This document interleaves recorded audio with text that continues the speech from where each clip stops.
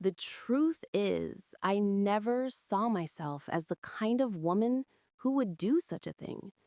If you'd asked me a year ago, I would have laughed, a clear, confident sound, and said my marriage was solid. A little weathered, maybe, but built on a foundation of 15 years. David was my David, reliable, steady, a good man. He was an architect, a creator of beautiful, functional spaces, and he brought that same quiet order to our lives. He remembered to take the recycling out every Thursday. He always filled up my car with gas when he used it, and he made a mean lasagna. But somewhere along the line, the functionality had overshadowed the beauty, and the quiet had become a silence I didn't know how to fill. It started with a loneliness that felt like a physical ache, a hollow space right under my ribcage. David and I would sit at the same dinner table, talk about our days, his projects, my work at the art gallery, our daughter Chloe's school play. But it was like we were reading from separate scripts. The intimacy, the shared glances that held entire conversations, the simple act of touching his hand as he passed me a cup of coffee. It had all faded into a comfortable yet desperate routine. Then there was Mark. He came into the gallery one Tuesday afternoon, all easy smiles and bright eyes. He was a collector, he said, new to the city and drawn to the vibrancy of our local artists. He had a way of looking at you, a focused intensity that made you feel like you were the most fascinating person in the world. He looked at me that way. He asked my opinion, not just as a gallery manager, but as a woman. What did I feel when I looked at that abstract piece? What music did it remind me of? It was intoxicating. The affair wasn't sordid. It wasn't seedy motel or frantic, guilty couplings. In my mind, it was a romance. It was long lunches that stretched into hours, whispered conversations in quiet corners of cafes, and the thrill of a new text message lighting up my phone. With Mark, I felt seen. I felt interesting. The hollow space inside me began to fill with his attention, his laughter, his stories of traveling the world. I told myself I was just filling a void, that I wasn't hurting anyone. David was so wrapped up in his work, I convinced myself he wouldn't even notice. I became an expert in deception. I invented late meetings at the gallery, weekend workshops, a new book club. David would just nod, his eyes on his blueprints or his laptop, and say, "That's nice, honey. Have fun." I should have known. I should have seen the signs. David was an architect. His entire world was about structure, support, and noticing the slightest stress fracture before it became a catastrophic failure. The change in me was a seismic shift in the foundation of his life. And he noticed. He just didn't say anything. The first crack in my perfect secret world appeared on a Thursday. I came home late, my cheeks flushed from wine and the thrill of an afternoon with Mark. The house was quiet. David was in his study, as usual, but on the kitchen counter, next to the fruit bowl, was a single, long stemmed red rose. My heart stopped.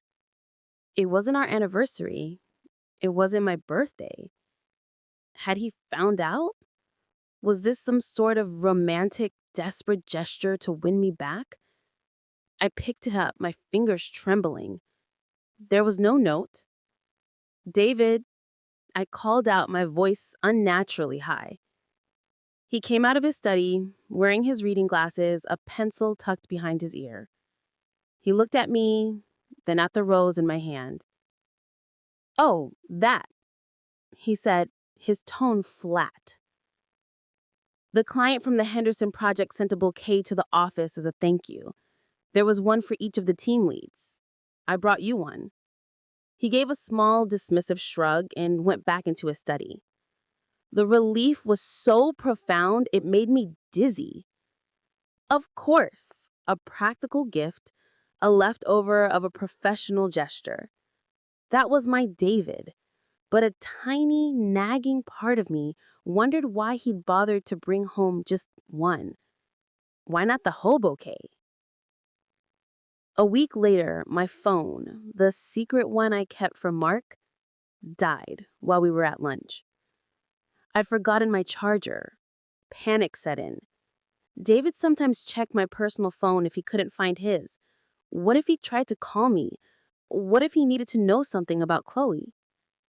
I rushed home, concocting a story about my main phone dying and leaving my charger at the gallery. David was in the living room building a complicated Lego set with Chloe. "No problem," he said calmly when I explained my flustered state. "I figured you were busy. I got the information about Chloe's dentist appointment from the calendar on the fridge." He smiled at me, a normal, domestic smile.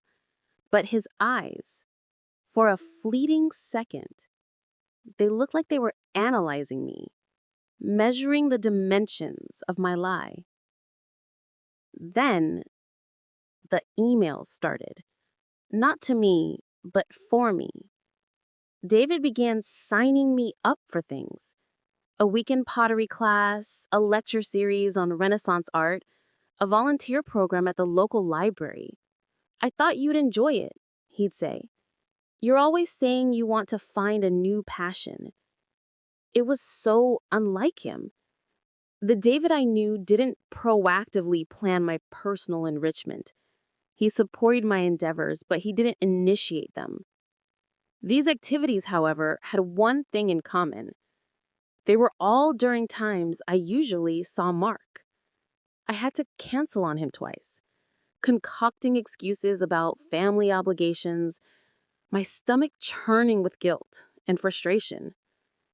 The masterpiece of his subtle campaign, though, was the family project. Out of the blue, David announced he was building a treehouse for Chloe.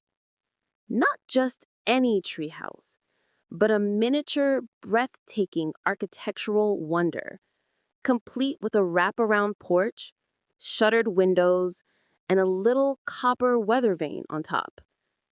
It was a project that consumed his every spare moment, and he wanted my help. "Come on, Sarah," he'd say, his voice gentle but firm. "You have a better eye for color than I do. Help me choose the stain. Hold this board steady. Chloe would love it if her mom was involved." It was genius. He was pulling me back into the fabric of our family with the one thread I couldn't snap: our daughter's joy. I found myself spending my stolen afternoons, not with Mark, but in our backyard, my hands covered in sawdust, the scent of fresh-cut pine filling the air. I'd look at David, concentrating on driving a nail, his brow furrowed, and I'd feel a pang of something sharp and painful. It wasn't just guilt. It was a memory of us, years ago, building a bookshelf for our first apartment together. We'd been a team then. Mark grew impatient. "You're always busy now," he complained over the phone, his voice tight. "Is there something wrong? Is it your husband? Did he find out?" No, of course not," I whispered, hiding in the laundry room. "It's just a busy time, family stuff. It feels like you're pulling away, Sarah." And the line went dead. That was the moment the bubble began to burst. The fantasy I had been living in, the romantic escape, started to feel flimsy and cheap compared to the solid, tangible reality of the treehouse taking shape in my own backyard, of my daughter's delighted face, of my husband's quiet, persistent presence. David wasn't fighting me. He wasn't accusing me. He was rebuilding, And he was doing it without me even realizing I was holding the hammer. The revenge had begun, and I was too wrapped up in my own trauma to even see it. He wasn't trying to catch me. He was making me catch myself. The treehouse was nearly finished, a charming little castle nestled in the old oak tree, and it felt like a monument to everything I was betraying. Every board we nailed, every coat of stain we brushed on, was another layer of shame painted directly onto my heart. David was different during those hours. He wasn't the quiet, distracted husband I'd grown accustomed to. He was present, talking about his design choices, asking for my opinion on the placement of a flower box, his hand occasionally brushing against mine as we passed the tool. It was a calculated nostalgia, and it was working. The tension with Mark was becoming a constant humming wire in the back of my mind. Our calls grew shorter, more strained. He could sense my distance, and his charming patience was wearing thin, revealing a petulant edge I'd never seen before. "I don't understand, Sarah," he'd say, his voice sharp. "You say you're unhappy, but you're always playing happy families in your backyard. Make a choice." A choice? The word terrified me. It meant blowing up my life, hurting Chloe, facing David's quiet, devastating disappointment. The fantasy of Mark was safe precisely because it was a secret. Forcing it into the light made it look tawdry and cheap. It was a Friday evening when David unveiled the next phase of his silent campaign. We were cleaning up after dinner, a comfortable silence between us that now felt charged with everything unsaid. "I was thinking," he began, wiping a plate with methodical care, "we should take a trip, just the two of us. Chloe can stay with my mom." I nearly dropped the glass I was holding. A trip? We hadn't taken a trip, just the two of us, in years. A trip. Where? When? "Next weekend. I've already booked it," he said, his tone casual, as if he'd just ordered a pizza. "It's a surprise. A little inn up in the mountains. I thought we could use some time to reconnect." My mind raced. Next weekend, I was supposed to meet Mark. He'd booked a suite at a boutique hotel in the city. A proper date, he'd called it. A chance for us to be a real couple for a whole night. I had already concocted a story about a gallery event running late, maybe even an overnight stay, if the wine flowed enough. "David, I might have a work thing that weekend," I stammered, the lie tasting like ash in my mouth. He stopped wiping the plate and looked at me. Really looked at me. His gaze was calm, but there was a depth to it, an unnerving stillness. "Cancel it," he said, and it wasn't a suggestion. It was the firmest, most direct order he had given me in a decade. This is more important. The following days were agony. I had to call Mart and tell him. His reaction was worse than I feared. "You're canceling for a family trip?" he sneered. "I see. So that's how it is. When it comes down to it, you'll always choose the safe, boring option. You're not the brave woman I thought you were, Sarah. You're just comfortable." His words hit their mark with brutal accuracy. He was right. I was a coward. I was trying to have both, and in doing so, I was proving myself unworthy of either. The glamorous, exciting life with Mark was a mirage, and his true colors were now showing. He wanted a mistress, not a partner with baggage and a family.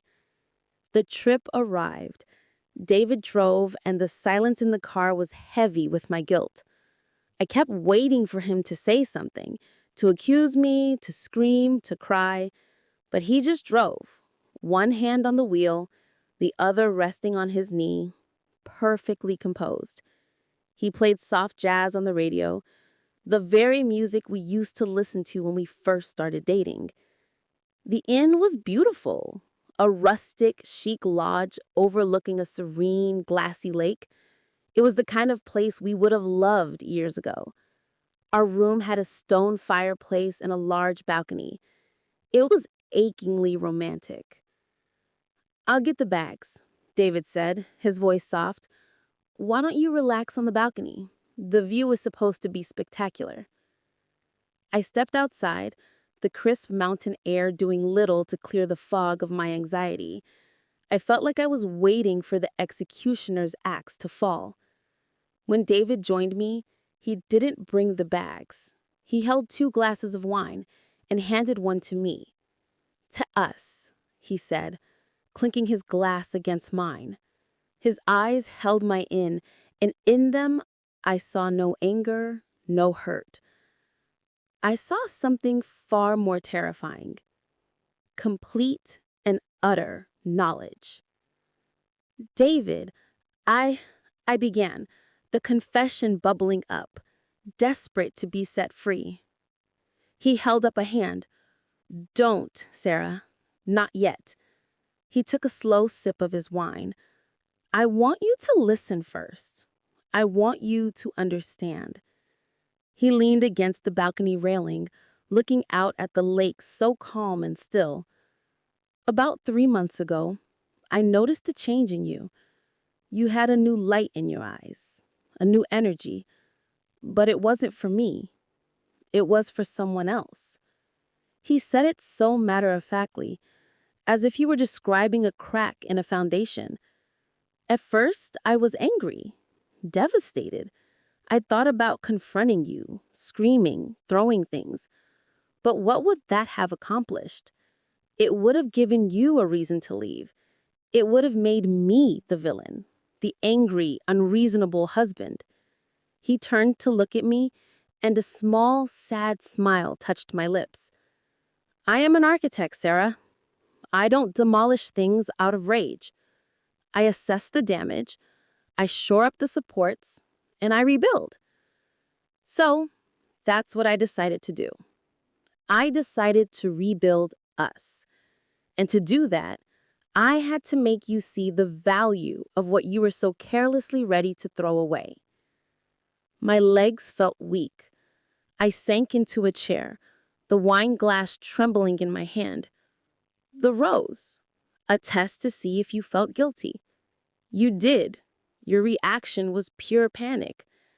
The emails, the pottery class, the treehouse, reinforcement pulling you back into your life, our life, reminding you of your responsibilities and, more importantly, of your joys, making it harder for you to see him, making you choose over and over again between a fantasy and your reality." Tears streamed down my face, hot and shameful. He had known. He had known everything. And he had not been passive. He had been fighting for me with a quiet, brilliant strategy I was too blind to see. "And this trip?" I asked, my voice a broken whisper. "This trip," he said, his voice dropping, becoming colder, "is the final phase. This is where you understand the full extent of my revenge." He reached into his pocket and pulled out his phone. He tapped the screen a few times and then held it out to me. On the screen was an email sent to Mark's professional address. The subject line was "Read your professional inquiry." "Read it," David said, his voice flat. With trembling fingers, I took the phone. The email was from David. "Dear Mark, thank you for your interest in the senior curator position at the Modern Art Institute in Singapore. We were very impressed with your credentials and your vision. However, after a thorough review process, we have decided to withdraw our offer of employment. During our final background checks, we received some concerning information regarding your professional ethics and personal integrity. The board feels that these issues are not aligned with the values of our institution. We wish you the best in your future endeavors. Sincerely, David Harrington, Chairman of the Board, Modern Arts Institute. I stared at the screen, the words blurring. Singapore, a job offer. Withdrawn. I looked up at David, utterly bewildered. I don't understand. What is this? You're not on any board. A slow, cold smile spread across David's face, a smile I had never seen before. It was the smile of a man who had checkmated his opponent without them even realizing they were in a game.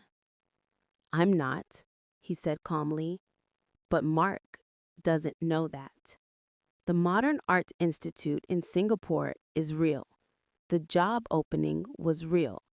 He applied for it months ago, was thrilled to get an interview, and was even more thrilled when he received a tentative offer.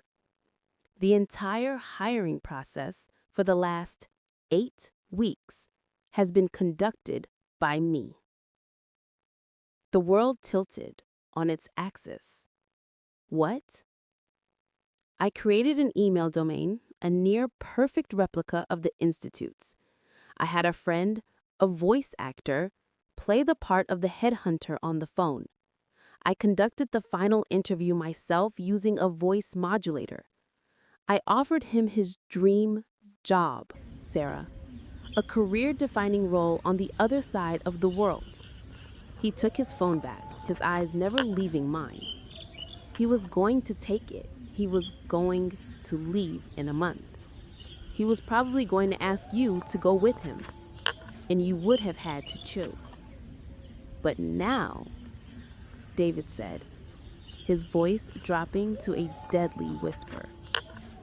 Now, he has nothing, no job, no future in that career path, because I will be ensuring a very detailed and very discreet letter about his unethical conduct finds its way to every major gallery and institute in the country.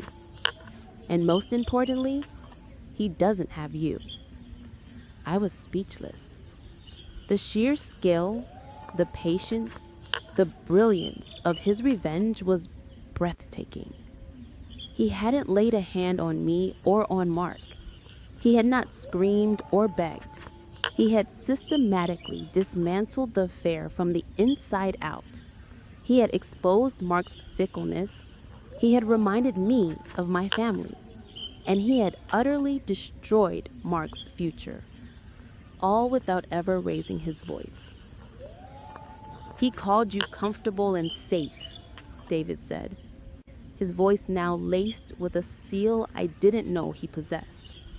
But he was the one who was chasing security, a fancy title, a fat paycheck. He was using you, Sarah, as a distraction, as an ego boost. And now, he has nothing. That is my revenge on him. He stepped closer, looming over me where I sat, shattered. And my revenge on you, he said, his voice soft again, but no less terrible, is that you have to live with what you did. You have to live with the knowledge that I know, that I saw every lie, every secret phone call, every moment you stole from our family. You have to look at me every day and see the man you betrayed, and the man who was smart enough and cared enough to fight for you in a way you never expected. You don't get the dramatic exit. You don't get to be the tragic heroine of a romance. You get to stay. You get to live in the life you almost destroyed, and you get to help me rebuild it. That is your punishment, and mine. He turned and walked back into the room, leaving me alone on the balcony with the ruins of my affair, the crushing weight of my guilt, and the terrifying, awe-inspiring realization of the man I had married. The revenge was complete. It was cleaner, colder, and more absolute than any crime of passion could ever be. He had not just won me back, he had held up a mirror and forced me to watch as the woman I thought I was, the woman I had become, shattered into a million pieces. We came home from the mountains, and the silence in our house was no longer empty. It was full of everything that now stood between us. David didn't gloat. He didn't punish me with words. His revenge was in his quiet competence and the way he continued to build a life I was now merely occupying, a guest in my own home. I told Mark it was over in a brief, tearless phone call. His furious, sputtering response only confirmed everything David had said. He was a hollow man, and I had filled him with my own foolish dreams. Now, we exist. We are parents to Chloe. We are partners in household chores. The treehouse stands in the backyard, a beautiful, haunted monument. I look at David and I see the architect who didn't demolish, but who rebuilt on the cracked foundation of my betrayal. The love isn't gone, but it is different now, hardened by truth. His revenge was not to make me leave, but to make me stay, and to forever remember the cost of the silence I broke. I live with my punishment, the profound daily understanding of the good man I underestimated, and the terrible price of being truly, completely known. নদীর ধারে সেই গা। প্রথম অধ্যায় শুরুজাত। পদ্মা নদীর ধারে একটা ছোট্ট গ্রাম ছিল, নাম তার রূপসী গ্রাম। গ্রামের নাম শুনলেই মনে হতো কত সুন্দর হবে। আর সত্যিই গ্রামটা ছিল অপূর্ব সুন্দর। সবুজ ধানক্ষেত, নারিকেল আর সুপারি গাছের সারি, আর নদীর শীতল হাওয়া, সব মিলিয়ে এক স্বর্গের মতো জায়গা। এই গ্রামেই থাকতো একটা ছেলে, নাম তার আলম। বয়স তখন 17 কি 18 হবে। ফর্সা রং, লম্বা চুল, আর চোখে একটা স্বপ্ন, বড় হয়ে সে লেখক হবে। প্রতিদিন সন্ধ্যায় নদীর ধারে বসে সে লিখত তার ডায়েরিতে। কখনো কবিতা, কখনো গল্প, কখনো শুধু মনের কথা। আলমের বাবা মোক্তার সাহেব ছিলেন গ্রামের স্কুলের প্রধান শিক্ষক। মা রহিমা বেগম ছিলেন একজন নরম মনের মহিলা, যিনি সবসময় সবার জন্য রান্না করতেন। তাদের ছোট্ট টিনের চালের বাড়িটা ছিল গ্রামের মাঝখানে। আলমের একটা ছোট বোন ছিল, সামিয়া। বয়স তার 10 বছর। চঞ্চল, দুষ্টু, কিন্তু খুব মিষ্টি। সে সবসময় ভাইয়ের পিছন পিছন ঘুরত। ভাইয়া, আমাকে নিয়ে চলো না। এই ছিল তার প্রিয় সংলাপ। দ্বিতীয় অধ্যায়, নতুন প্রতিবেশী। একদিন গ্রামে নতুন একটা পরিবার এলো।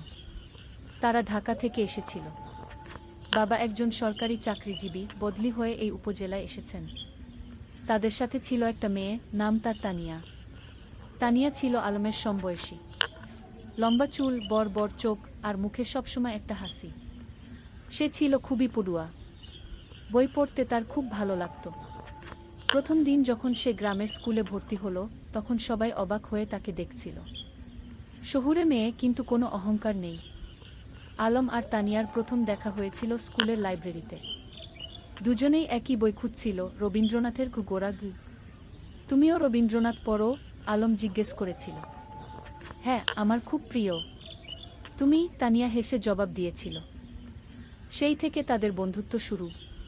প্রতিদিন স্কুলে, লাইব্রেরিতে, আর কখনো কখনো নদীর ধারে বসে তারা গল্প করত। সাহিত্য নিয়ে, জীবন নিয়ে, স্বপ্ন নিয়ে। তৃতীয় অধ্যায়, স্বপ্নের কথা। একদিন সন্ধ্যায় নদীর ধারে বসে আলম তানিয়াকে বলল, জানো, আমি বড় হয়ে লেখক হতে চাই। এমন গল্প লিখব যেগুলো মানুষের মন ছুঁয়ে যাবে। তানিয়া মৃদু হেসে বলল, তুমি পারবে। তোমার লেখার হাত খুব ভালো। তুমি যা লিখো তাতে আন্তরিকতা আছে। তুমি কি হতে চাও? আলম জিজ্ঞেস করল। আমি শিক্ষিকা হতে চাই। গ্রামের মেয়েদের পড়াতে চাই। দেখো না, এখানে কত মেয়ে স্কুলেই যায় না। আমি চাই সবাই পড়াশোনা করুক। তানিয়ার কথা শুনে আলম অবাক হলো। এতটা সরল, এতটা নিঃস্বার্থ স্বপ্ন। তুমি সত্যিই অসাধারণ, আলম বলল। তানিয়া লজ্জা পেয়ে বলল, আরে না, আমি সাধারণ। তবে হ্যাঁ, আমি মানুষের জন্য কিছু করতে চাই। সেদিন থেকে আলমের মনে তানিয়ার জন্য একটা বিশেষ জায়গা তৈরি হলো। সে বুঝতে পারছিল না এটা কি অনুভূতি, কিন্তু তানিয়াকে না দেখলে তার দিন ভালো যেত না। চতুর্থ অধ্যায়, বর্ষাকাল। বর্ষা এলো। পদ্মা নদী ফুলে ফেঁপে উঠল। চারিদিকে পানি আর পানি। স্কুল বন্ধ হয়ে গেল। বৃষ্টি থামার নাম নেই। একদিন সন্ধ্যায় আলম দেখল তানিয়া তাদের বাড়ির সামনে দাঁড়িয়ে আছে, ভিজে একদম। কি হয়েছে? এভাবে বৃষ্টিতে ভিজে আসলে কেন? আলম চিন্তিত হয়ে জিজ্ঞেস করল। আমার বই, আমার প্রিয় বইটা আমি নদীর ধারে রেখে এসেছিলাম। পানিতে ভেসে যাবে কি? তানিয়া কাঁদো কাঁদো স্বরে বলল। আলম কিছু না ভেবে ছাতা নিয়ে বেরিয়ে পড়ল। বৃষ্টি তখন মুষলধারে পড়ছে। সে নদীর ধারে গিয়ে দেখল তানিয়ার বইটা একটা পাথরের নিচে চাপা পড়ে আছে, কিন্তু পানি প্রায় সেখানে পৌঁছে গেছে। সে দ্রুত বইটা তুলে নিল। সৌভাগ্যবশত বইটা পুরোপুরি ভিজেনি। সে তার শার্টের ভিতরে বইটা লুকিয়ে বাড়ি ফিরল। তানিয়া যখন বইটা পেল, তার চোখে পানি এসে গেল। তুমি এতটা করলে আমার জন্য? তুমি আমার বন্ধু। বন্ধুর জন্য এটুকু তো করাই যায়। আলম হেসে বলল। সেদিন থেকে তানিয়াও বুঝতে পারল আলম তার কাছে শুধু একজন বন্ধু নয়, আরও বেশি কিছু। পঞ্চম অধ্যায়, গ্রামের মেলা। শরৎকাল এলো। গ্রামে বড় মেলা বসল। নৌকা বাইচ, পুতুল নাচ, জারি গান, কত কিছু। সারা গ্রামে উৎসবের আমেজ। আলম আর তানিয়া একসাথে মেলা ঘুরছিল। স্বামীও ছিল তাদের সাথে। সে দুষ্টুমি করে বলল, ভাইজা, তানিয়া আপু তোমার বউ হবে? আলম আর তানিয়া দুজনেই লজ্জা পেয়ে গেল। আলম স্বামীয়াকে বকা দিল, কিন্তু মনে মনে সে ভাবছিল, সত্যিই তো, তানিয়াকে ছাড়া তার জীবন অসম্পূর্ণ মনে হয়। মেলায় একটা পুতুলের দোকানে তানিয়া একটা সুন্দর পুতুল দেখে মুগ্ধ হয়ে গেল। কিন্তু দাম শুনে হতাশ হলো, 50 টাকা। তার কাছে এত টাকা ছিল না। আলম চুপি চুপি পুতুলটা কিনে নিল। মেলা শেষে যখন বাড়ি ফিরছিল, তখন সে তানিয়াকে পুতুলটা দিল। এটা তুমি আমার জন্য? তানিয়া অবাক হয়ে বলল। তুমি যেটা চেয়েছিলে সেটা তোমার হওয়া উচিত। কি? আলম মৃদু হেসে বলল। তানিয়া পুতুলটা বুকে জড়িয়ে ধরল। ধন্যবাদ আলম, তুমি সত্যিই খুব ভালো। সেদিন রাতে আলম তার ডায়েরিতে লিখল, আজ আমি বুঝেছি ভালোবাসা কাকে বলে। যাকে দেখলে বুক ভরে যায়, যার জন্য নিজের সবকিছু দিয়ে দিতে ইচ্ছা করে, সেই তো ভালোবাসা। ষষ্ঠ অধ্যায়, সংকট। কিন্তু জীবন তো সবসময় সুখের থাকে না। একদিন আলমের বাবা হঠাৎ অসুস্থ হয়ে পড়লেন। ডাক্তার বলল তাকে ঢাকায় নিয়ে যেতে হবে ভালো চিকিৎসার জন্য। আলম দুশ্চিন্তায় পড়ে গেল। ঢাকায় যেতে হলে অনেক টাকা লাগবে। তাদের পরিবার তো সচ্ছল নয়। তানিয়া যখন এ খবর পেল, সে তার বাবাকে বলল। তানিয়ার বাবা একজন ভালো মানুষ ছিলেন। তিনি আলমের বাবার চিকিৎসার জন্য টাকা দিতে রাজি হলেন। না না, এভাবে আমরা নিতে পারবো না, মোক্তার সাহেব বললেন। আপনি আমার মেয়ের শিক্ষকের বাবা। আমার দায়িত্ব আপনার সেবা করা, তানিয়ার বাবা বললেন। শেষ পর্যন্ত আলমের বাবাকে ঢাকায় নিয়ে যাওয়া হলো। আলম আর তার মা তার সাথে গেল। সামিয়া থেকে গেল গ্রামে তানিয়াদের বাড়িতে। ঢাকায় থাকতে হলো প্রায় 1 মাস। সেই 1 মাস আলম প্রতিদিন তানিয়াকে চিঠি লিখত। মোবাইল ফোন তো তখন সবার ছিল না। চিঠি ছিল যোগাযোগের মাধ্যম। তানিয়াও প্রতিদিন চিঠির অপেক্ষায় থাকত। আলমের চিঠি পড়ে সে বুঝতে পারত আলম কতটা কষ্টে আছে, কতটা দুশ্চিন্তায় আছে। সে নিজেও আলমের জন্য দোয়া করত। সপ্তম অধ্যায়, ফিরে আসা। অবশেষে মোক্তার সাহেব সুস্থ হয়ে উঠলেন। ডাক্তার বললেন এখন তিনি বাড়ি যেতে পারবেন, কিন্তু সতর্ক থাকতে হবে। যেদিন আলম গ্রামে ফিরল, সেদিন পুরো গ্রাম খুশিতে আত্মহারা। সবাই মোক্তার সাহেবকে দেখতে এলো। তানিয়াও এলো স্বামীয়াকে নিয়ে। আলম তানিয়াকে দেখে বলল, তোমার চিঠিগুলো আমাকে শক্তি দিয়েছে। ঢাকায় যখন খুব কষ্ট লাগতো, তখন তোমার চিঠি পড়ে আবার ভালো লাগতো। আমি জানতাম তুমি ফিরে আসবে। আমি বিশ্বাস রাখিনি, হারাইনি। তানিয়া মৃদু হেসে বলল। সেদিন বিকেলে নদীর ধারে বসে আলম তানিয়াকে বলল, তানিয়া, আমি তোমাকে কিছু বলতে চাই। বলো, তানিয়া বলল। আমি আমি তোমাকে ভালোবাসি। ঢাকায় থাকার সময় প্রতিটা মুহূর্তে তোমার কথা মনে পড়েছে। তুমি ছাড়া আমার জীবন অর্থহীন। তানিয়া কিছুক্ষণ চুপ করে রইল। তারপর বলল, আমিও তোমাকে ভালোবাসি আলম, কিন্তু আমরা এখনো ছোট। আমাদের পড়াশোনা শেষ করতে হবে, নিজেদের প্রতিষ্ঠিত করতে হবে।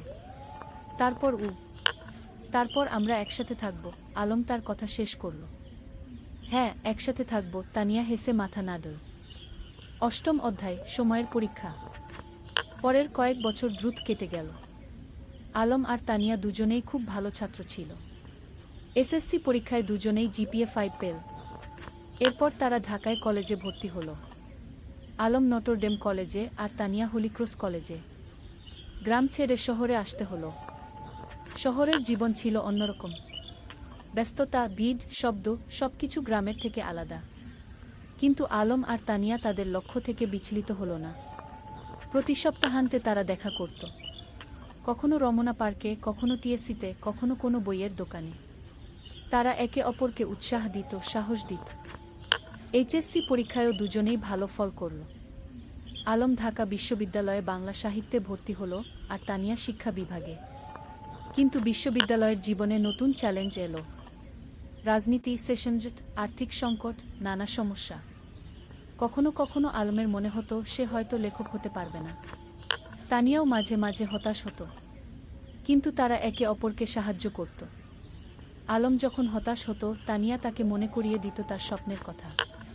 তানিয়া যখন ভেঙে পড়ত, আলম তাকে শক্তি যোগাত। নবম অধ্যায়, স্বপ্ন পূরণের পথে। স্নাতক শেষ করার পর আলম একটা পত্রিকায় চাকরি পেল, সাংবাদিক হিসেবে। বেতন খুব বেশি না, কিন্তু লেখার সুযোগ ছিল। সে ফিচার লিখত, গল্প লিখত। তানিয়া একটা স্কুলে শিক্ষিকা হিসেবে যোগ দিল।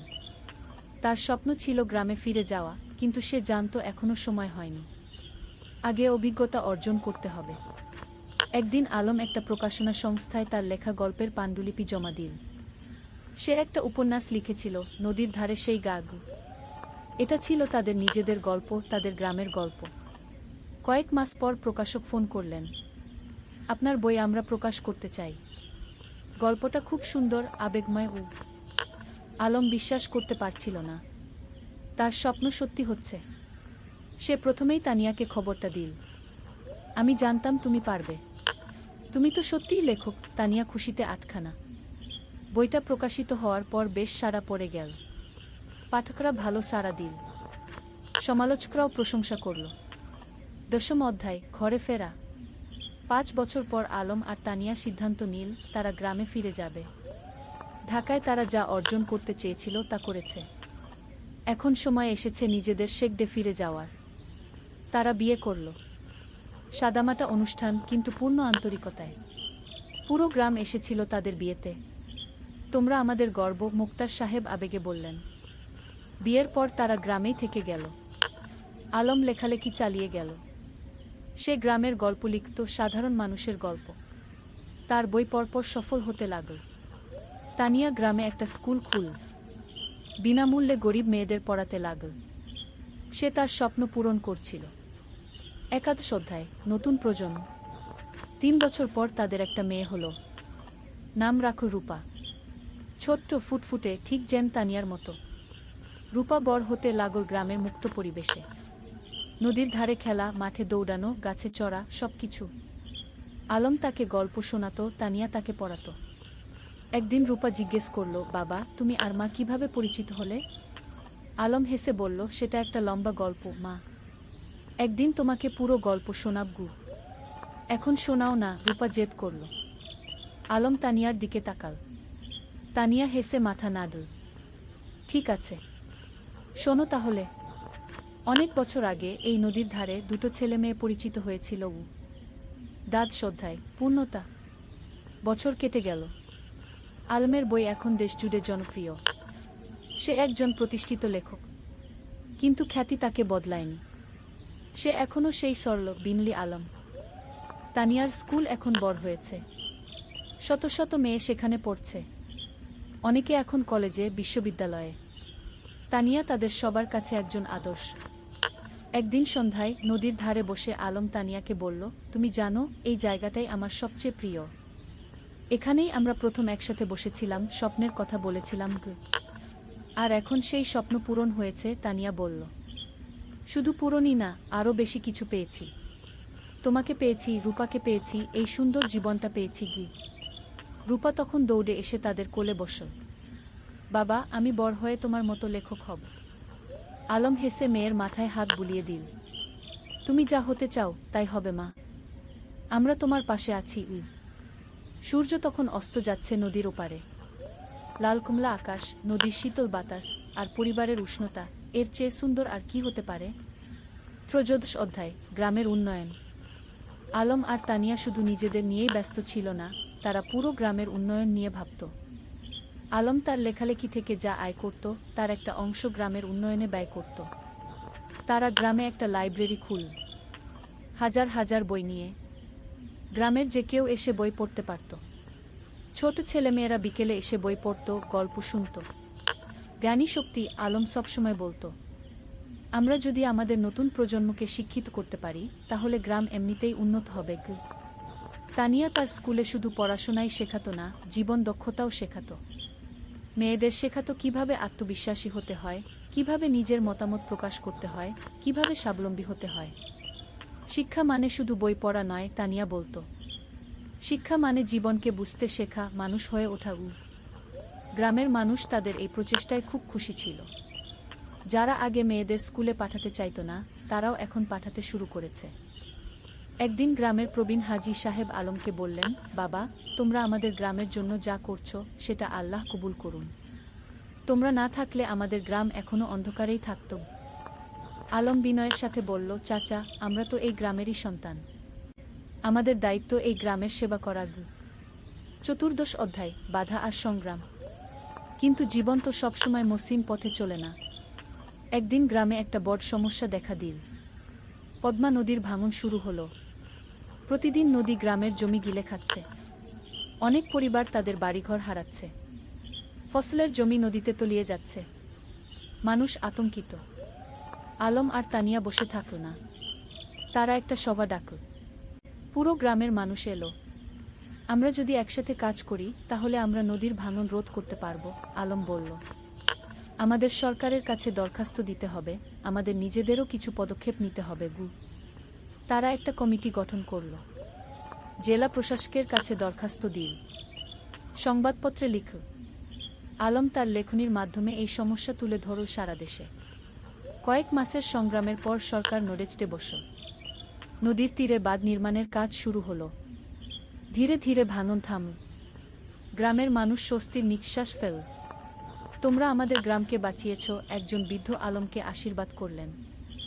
আমরা সবাই মিলে বাঁচিয়েছি, আলম বলল। এটা সবার প্রচেষ্টার ফল। পঞ্চদশ অধ্যায়, রূপার স্বপ্ন। রূপা এখন 10 বছরের, খুব মেধাবী মেয়ে। স্কুলে সব সময় প্রথম হয়। কিন্তু শুধু পড়াশোনায় নয়, সে খেলাধুলায়, গানেও ভালো। একদিন রূপা তার বাবা মাকে বলল, আমি ডাক্তার হতে চাই, গ্রামের মানুষদের সেবা করব। আলম আর তানিয়া খুশি হলো। তাদের মেয়ে অন্যের সেবা করতে চায়, এর চেয়ে বড় গর্বের আর কি হতে পারে? তুমি যা হতে চাও আমরা তোমাকে সাহায্য করব, তানিয়া বলল। কিন্তু রূপার একটা শর্ত ছিল। আমি ঢাকায় না, গ্রামেই থাকব। এখানেই পড়ব, এখানেই ডাক্তারি করব। আলম হেসে বলল, কেন মা? ঢাকায় তো ভালো সুযোগ পাবে। বাবা, তুমি আর মা যেমন গ্রামে ফিরে এসেছ, আমিও তাই চাই। গ্রামের মানুষদের সবচেয়ে বেশি সাহায্যের দরকার। এই কথা শুনে আলমের চোখে পানি এসে গেল। তার মেয়ে তার আদর্শকে ধারণ করছে। রূপা খুব পরিশ্রমী ছিল। প্রতিদিন ভোরে উঠে পড়াশোনা করত। মায়ের স্কুলে ছোটদের পড়াতে সাহায্য করত। বাবার লেখার কাজেও হাত লাগাতো। রূপা, তুমি এত কাজ করো, ক্লান্ত হয়ে যাও না? তানিয়া একদিন জিজ্ঞেস করল। না মা, আমি যখন মানুষের উপকার করি তখন আমার ভালো লাগে, ক্লান্তি লাগে না, রূপা হেসে জবাব দিল। সব শ্রদ্ধায় পুরস্কার। আলমের লেখালেখি এখন দেশের সীমা পেরিয়ে গেছে। তার বই অনুবাদ হয়েছে বিভিন্ন ভাষা। বিদেশেও পাঠক তৈরি হয়েছে। একদিন একটা খবর এলো, আলম জাতীয় সাহিত্য পুরস্কার পেতে যাচ্ছে। এটা দেশের সর্বোচ্চ সাহিত্য পুরস্কার।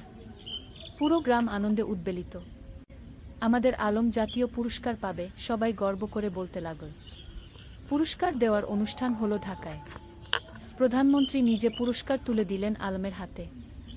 আপনার লেখা আমাদের গ্রাম বাংলার প্রকৃত চিত্র তুলে ধরে, প্রধানমন্ত্রী বললেন। আপনি দেশের গর্ব। আলম বিনয়ের সাথে পুরস্কার নিল। তার মনে পড়ল সেই দিনগুলোর কথা, যখন সে নদীর ধারে বসে স্বপ্ন দেখত লেখক হওয়ার। পুরস্কার পাওয়ার পর আলম একটা বক্তৃতা দিল। এই পুরস্কার শুধু আমার একার নয়, এটা আমার স্ত্রী তানিয়ার, আমার মেয়ে রূপার, আমার গ্রামের সব মানুষের। তারা আমাকে অনুপ্রাণিত করেছে, সাহস দিয়েছে। তানিয়ার চোখে খুশির অশ্রু। তার স্বামী এত বড় সম্মান পেল, কিন্তু তবুও সে নিজের কৃতিত্ব সবার সাথে ভাগ করে নিচ্ছে। সপ্তদশ অধ্যায়, তানিয়ার স্বীকৃতি। আলমের পুরস্কার পাওয়ার 1 বছর পর তানিয়াও একটা সম্মান পেল। সরকার তাকে কুশেরা শিক্ষক পুরস্কার দিল। তার স্কুল থেকে যে মেয়েরা বের হয়ে গেছে তারা এখন বিভিন্ন ক্ষেত্রে প্রতিষ্ঠিত। কেউ ডাক্তার, কেউ ইঞ্জিনিয়ার, কেউ শিক্ষক, কেউ উদ্যোক্তা। পুরস্কার নেওয়ার সময় তানিয়া বলল, আমি শুধু বীজ বপন করেছি। এই মেয়েরাই আমার আসল পুরস্কার। তারা নিজেদের প্রতিষ্ঠিত করেছে, সমাজে অবদান রাখছে। তার স্কুলের একজন প্রাক্তন ছাত্রী, যে এখন একজন সফল ব্যবসায়ী, মঞ্চে উঠে এসে বলল, ম্যাডাম না থাকলে আমি আজ এখানে থাকতাম না। তিনি আমাকে শুধু পড়াশোনাই শেখাননি, আত্মবিশ্বাস শিখিয়েছেন। রূপা তখন মঞ্চের নিচে বসে মায়ের দিকে তাকিয়েছিল, গর্বিত চোখে। আমার মা সত্যিই সেরা, সে মনে মনে বলল। অষ্টাদশ অধ্যায়, সময়ের প্রবাহ। আরও কয়েক বছর কেটে গেল। রূপা এখন 8ম শ্রেণীতে। খুব ভালো ছাত্রী। তার স্বপ্ন ডাক্তার হওয়ার, সেই স্বপ্ন এখনও অটুট। আলম এখনও লিখে যাচ্ছে। তার নতুন একটা উপন্যাস বের হলো, জোছনা রাতের স্বপ্ন। এটাও বেশ জনপ্রিয় হলো। তানিয়ার স্কুল এখন অনেক বড়। 300 জন ছাত্রী, 10 জন শিক্ষক, একটা পূর্ণাঙ্গ শিক্ষা প্রতিষ্ঠান। গ্রামটাও অনেক বদলে গেছে। এখন পাকা রাস্তা, বিদ্যুৎ, স্বাস্থ্যকেন্দ্র, সবকিছু আছে। কিন্তু গ্রামের আত্মা, সেই সারল্য, সেই ভালোবাসা, সেটা আছে অক্ষুণ্ণ। একদিন সন্ধ্যায় পুরো পরিবার নদীর ধারে বসেছিল। আলম, তানিয়া, রূপা আর সামিয়া। সামিয়া এখন বিবাহিত, তার একটা ছেলে আছে। ভাইয়া, মনে আছে যখন আমি ছোট ছিলাম, তুমি আর ভাবি এখানে বসে গল্প করতে? সামিয়া হেসে বলল। মনে আছে, আলম হেসে বলল। সেই সময়গুলো কত সুন্দর ছিল। এখনকার সময়ও কম সুন্দর নয়, তানিয়া বলল। আমরা একসাথে আছি, সুস্থ আছি, খুশি আছি, এর চেয়ে বড় সৌভাগ্য আর কি?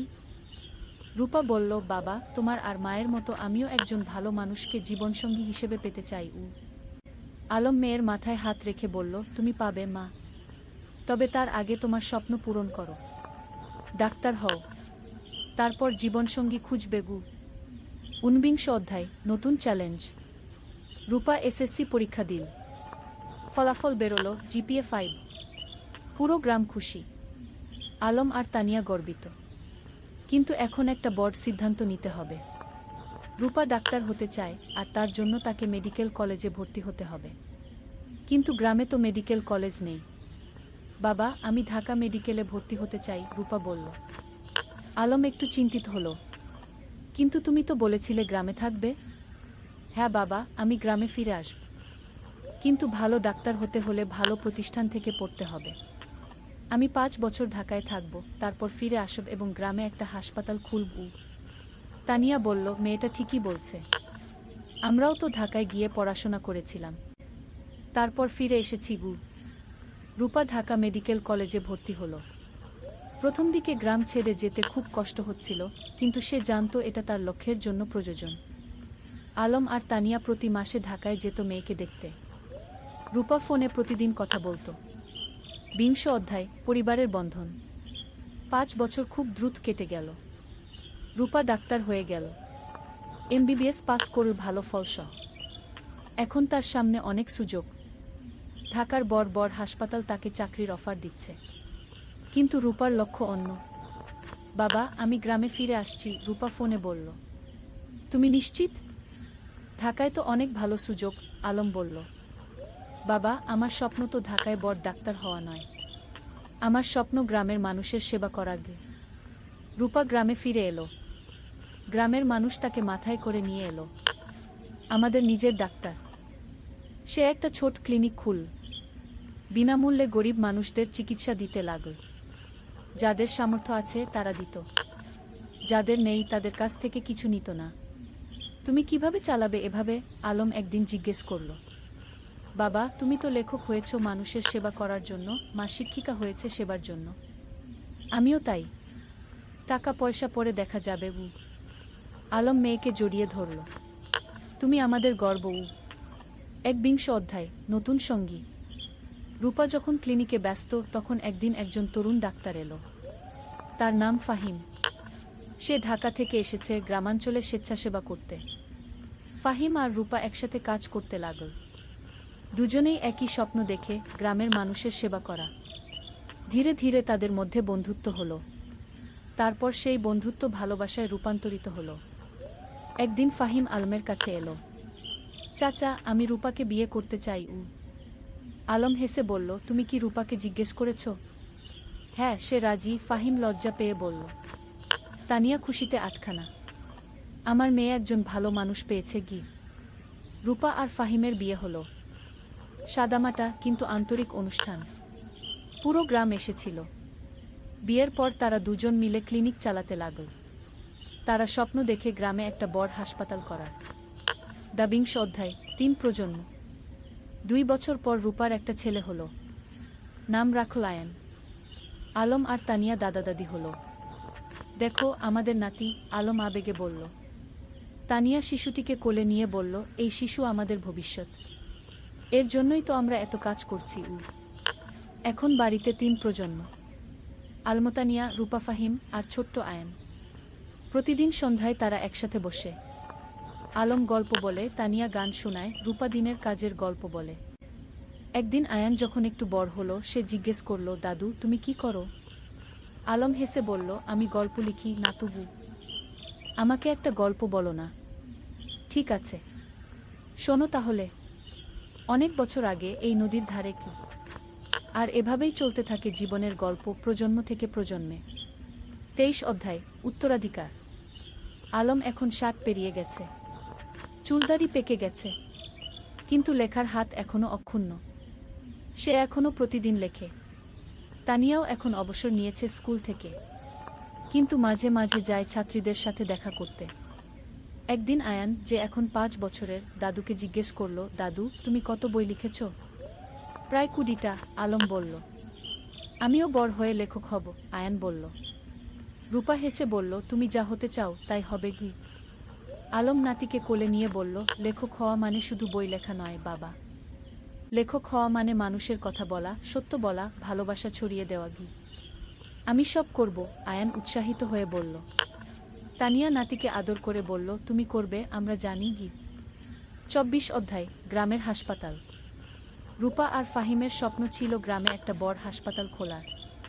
তারা কয়েক বছর ধরে টাকা জমিয়ে রাখছিল। আলমও তার রয়্যালটির একটা অংশ দিয়েছিল। অবশেষে সেই দিন এলো। তারা একটা ৩ তলা হাসপাতাল তৈরি করল। নাম দিল রূপসী হাসপাতাল। উদ্বোধনের দিন পুরো জেলা থেকে মানুষ এলো। স্বাস্থ্যমন্ত্রী নিজে এসে উদ্বোধন করলেন। এই হাসপাতাল শুধু একটা স্বাস্থ্যসেবা কেন্দ্র নয়, মন্ত্রী বললেন। এটা একটা স্বপ্নের বাস্তবায়ন।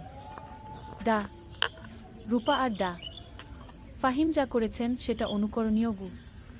হাসপাতালে 10টা বেড, অপারেশন থিয়েটার, ল্যাবরেটরি, সবকিছু আছে। আর সবচেয়ে বড় কথা, গরিবদের জন্য বিনামূল্যে চিকিৎসার ব্যবস্থা। আলম গর্বে বুক ফুলিয়ে বলল, আমার মেয়ে যা করেছে আমি কলম দিয়ে তা করতে পারিনি। তুমি কলম দিয়ে মানুষের মন ছুঁয়েছ, আমি হাত দিয়ে মানুষের শরীর সারাচ্ছি। দুটোই সমান গুরুত্বপূর্ণ, রূপা বলল। ২৫ অধ্যায়, প্রত্যাবর্তন। একদিন গ্রামে একটা আশ্চর্য ঘটনা ঘটল। যে ছেলেটা ৩০ বছর আগে গ্রাম ছেড়ে আমেরিকায় গিয়েছিল, সে ফিরে এলো। তার নাম জামিল।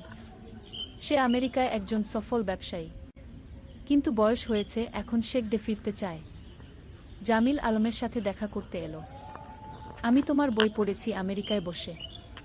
সেই বই পড়ে আমার গ্রামের কথা মনে পড়ে গেল, তাই ফিরে এলাম। স্বাগতম, আলম হাসি মুখে বলল।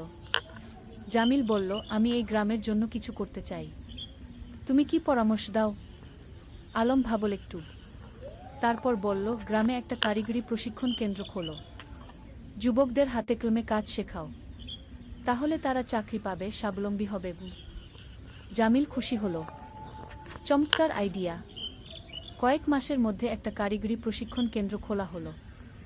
সেখানে ছেলেমেয়েরা কম্পিউটার, ইলেকট্রনিক্স, সেলাই, রান্না, নানা বিষয়ে প্রশিক্ষণ পেতে লাগল। এভাবে একে একে গ্রামে নতুন নতুন সুবিধা যুক্ত হতে লাগল। কেউ ফিরে এসে স্কুলে দান করল, কেউ রাস্তা বানিয়ে দিল, কেউ মসজিদ মন্দির সংস্কার করল। আলম দেখছিল আর ভাবছিল, একজন মানুষ যদি ভালো কাজ শুরু করে তাহলে সেটা অন্যদেরও অনুপ্রাণিত করে কি। ২৬ অধ্যায়, পরবর্তী প্রজন্ম। আয়ান এখন ১০ বছরের। খুব মেধাবী ছেলে। সে দাদুর কাছে বসে গল্প শোনে, দাদির কাছে থেকে জীবনের পাঠ নেয়। একদিন স্কুলে একটা রচনা প্রতিযোগিতা হলো। বিষয় ছিল আমার স্বপ্নের বাংলাদেশ। আয়ান লিখল, আমার স্বপ্নের বাংলাদেশে সবাই শিক্ষিত হবে। কেউ অসুস্থ হলে চিকিৎসা পাবে, কেউ গরিব থাকবে না, সবাই একসাথে মিলেমিশে থাকবে। আমার দাদু বলেন, স্বপ্ন দেখতে হয় বড়, তারপর সেই স্বপ্ন পূরণের জন্য কাজ করতে হয়। আয়ান প্রথম হলো, পুরস্কার পেল। আলম নাতির রচনা পড়ে চোখ ভিজিয়ে ফেল। আমাদের শিক্ষা বৃথা যায়নি, নতুন প্রজন্ম ঠিক পথে আছে। ২৭ অধ্যায়, জীবনের সন্ধ্যা। আলম এখন ৬৫ পেরিয়ে গেছে। শরীর একটু দুর্বল হয়ে এসেছে, কিন্তু মন এখনো তরুণ। একদিন ডাক্তার বলল তার হার্টের সমস্যা আছে, বিশ্রাম নিতে হবে। রূপা খুব চিন্তিত। বাবা, তুমি এখন আর এত কাজ করবে না, বিশ্রাম নাও। কিন্তু আলম কি থেমে থাকার মানুষ? সে এখনো লেখে, মানুষের সাথে দেখা করে, গ্রামের উন্নয়নের কাজে যুক্ত থাকে। তানিয়া বলল, তুমি একটু শান্ত হও। আমরা এত কাজ করেছি, এখন পরের প্রজন্মকে দায়িত্ব দাও। তুমি ঠিক বলছো, আলম মেনে নিল। কিন্তু আমার একটা শেষ ইচ্ছা আছে। কি? তানিয়া জিজ্ঞেস করল। আমি আমাদের জীবনের গল্পটা লিখতে চাই, একটা আত্মজীবনী, যাতে পরের প্রজন্ম জানতে পারে আমরা কিভাবে স্বপ্ন দেখেছিলাম, কিভাবে সেই স্বপ্ন পূরণ করেছিলাম। তুমি লেখো, তানিয়া হেসে বলল। আমি তোমাকে সাহায্য করব। ২৮ অধ্যায়, শেষ বই। পরের ৬ মাস আলম লিখল তার জীবনের গল্প। নদীর ধারে সেই গা, একটি জীবন কথা কি নাম দিল। বইটাই ছিল তাদের প্রথম দেখা, প্রথম প্রেম, সংগ্রাম, সফলতা, ব্যর্থতা, সবকিছু। বই প্রকাশিত হওয়ার পর দেশজুড়ে সাড়া পড়ে গেল। মানুষ পড়ল আর অনুপ্রাণিত হল। একজন পাঠক চিঠি লিখল, আপনার বই পড়ে আমি বুঝেছি স্বপ্ন দেখা আর তা পূরণ করা সম্ভব। আমিও এখন আমার গ্রামে ফিরে যাব, কিছু করব। আলম এই চিঠি পড়ে খুশি হল। দেখো তানিয়া, আমাদের জীবন বৃথা যায়নি, আমরা মানুষকে অনুপ্রাণিত করতে পেরেছি। ২৯ অধ্যায়, বিদায়। এক শীতের সকালে আলম ঘুম থেকে উঠল না। তার হার্ট অ্যাটাক হয়েছে। রূপা যতই চেষ্টা করল, কিছু করতে পারল না। আলম চলে গেল। পুরো গ্রাম শোকে মুহ্যমান। আমাদের আলম চলে গেল, সবাই কাঁদল। তানিয়া কান্নায় ভেঙে পড়ল। তুমি আমাকে একা ফেলে চলে গেলে। রূপা মাকে সান্ত্বনা দিল। মা, বাবা চলে যায়নি, তার লেখায় সে বেঁচে আছে, তার কাজে সে বেঁচে আছে, আমাদের মধ্যে সে বেঁচে আছে। আলমের জানাজায় হাজার হাজার মানুষ এলো। তাকে সমাহিত করা হলো গ্রামের কবরস্থানে, নদীর পাশে, যেখানে সে জীবনের অনেকটা সময় কাটিয়েছে। ৩০ অধ্যায়, উত্তরাধিকার, শেষ অধ্যায়। আলমের মৃত্যুর পর তানিয়া ভেঙে পড়েনি, সে আরও শক্ত হয়েছে। আলম চলে গেছে, কিন্তু তার স্বপ্ন চলে যায়নি। আমাকে সেই স্বপ্ন বাঁচিয়ে রাখতে হবে। সে গ্রামের লাইব্রেরিটাকে কি আলম স্মৃতি লাইব্রেরিকে নাম দিল। সেখানে আলমের সব বই রাখা হলো। রূপা হাসপাতালে আরও বেশি মনোযোগী হলো। বাবা চাইতেন আমি মানুষের সেবা করি, আমি তাই করব। ফাহিম তার পাশে থেকে সাহায্য করল। আয়ান, যে এখন ১৫ বছরের, দাদুর মতো লিখতে শুরু করল। সে গল্প লেখে, কবিতা লেখে। একদিন আয়ান তানিয়াকে তার লেখা একটা গল্প দেখাল। গল্পের নাম দাদুর স্বপ্ন। তানিয়া পড়ল, চোখে পানি এলো। তোমার দাদু বেঁচে আছে তোমার মধ্যে। বছরের পর বছর কেটে গেল। গ্রামটা আরও উন্নত হলো, কিন্তু আলমকে কেউ ভুলল না। প্রতি বছর তার জন্মদিনে গ্রামে একটা সাহিত্য উৎসব হয়। তরুণ লেখকরা আসে, তাদের লেখা পড়ে। তানিয়া এখন ৮০ পেরিয়ে গেছে, কিন্তু এখনও প্রতিদিন স্কুলে যায়, ছাত্রীদের দেখে আসে। একদিন এক তরুণী তানিয়াকে জিজ্ঞেস করল, ম্যাডাম, আপনার আর আলম স্যারের গল্পটা কি সত্যি? তানিয়া হেসে বলল, হ্যাঁ, প্রতিটা শব্দ সত্যি। আমরা স্বপ্ন দেখেছিলাম আর সেই স্বপ্ন পূরণ করেছিলাম। আমিও কি পারবো? তরুণী জিজ্ঞেস করল। অবশ্যই পারবে, তানিয়া দৃঢ়তার সাথে বলল। শুধু স্বপ্ন দেখো, তারপর সেই স্বপ্ন পূরণের জন্য কাজ করো। আর কখনো হাল ছেড়ো না। সেদিন সন্ধ্যায় নদীর ধারে বসে তানিয়া আকাশের দিকে তাকাল। আলম, তুমি কি দেখছো? আমরা যা শুরু করেছিলাম তা এখনো চলছে। তোমার স্বপ্ন বেঁচে আছে। নদীর জল কুলকুল করে বয়ে যাচ্ছে। বাতাসে যেন আলমের কণ্ঠস্বর ভেসে এলো, আমি জানতাম তুমি পারবে। আমরা একসাথে এই স্বপ্ন দেখেছিলাম, তুমি তা বাঁচিয়ে রেখেছ। ধন্যবাদ তানিয়া। তানিয়া হাসু, চোখে পানি কিন্তু মুখে হাসি। ধন্যবাদ তোমাকে আলম, তুমি আমার জীবনকে অর্থবহ করেছিলে। সমাপ্তি। এই ছিল আলম আর তানিয়ার গল্প। দুটো সাধারণ মানুষ যারা অসাধারণ স্বপ্ন দেখেছিল। আর সেই স্বপ্ন শুধু নিজেদের জন্যই ছিল না, ছিল সবার জন্য। আজও রূপসী গ্রামে যদি যাও, দেখবে আলম স্মৃতি লাইব্রেরি, তানিয়া বালিকা বিদ্যালয়, রূপসী হাসপাতাল, সবকিছু দাঁড়িয়ে আছে। এগুলো শুধু ভবন নয়, এগুলো স্বপ্নের বাস্তবায়ন। আর নদীর ধারে, যেখানে একদিন দুটো তরুণ তরুণী বসে স্বপ্ন দেখেছিল, সেখানে এখন একটা ফলক লাগানো আছে। তাতে লেখা, যেখানে স্বপ্ন শুরু হয়েছিল। আলম ও তানিয়া, দুই স্বপ্নদ্রষ্টা, দুই সেবক, যারা প্রমাণ করেছেন স্বপ্ন দেখলে এবং কাজ করলে সবকিছুই সম্ভব। শিক্ষা, জীবনে স্বপ্ন দেখো বড়, তারপর সেই স্বপ্ন পূরণের জন্য নিরলসভাবে কাজ করো। নিজের জন্য নয়, সবার জন্য কিছু করার চেষ্টা করো। তাহলেই জীবন সার্থক হবে।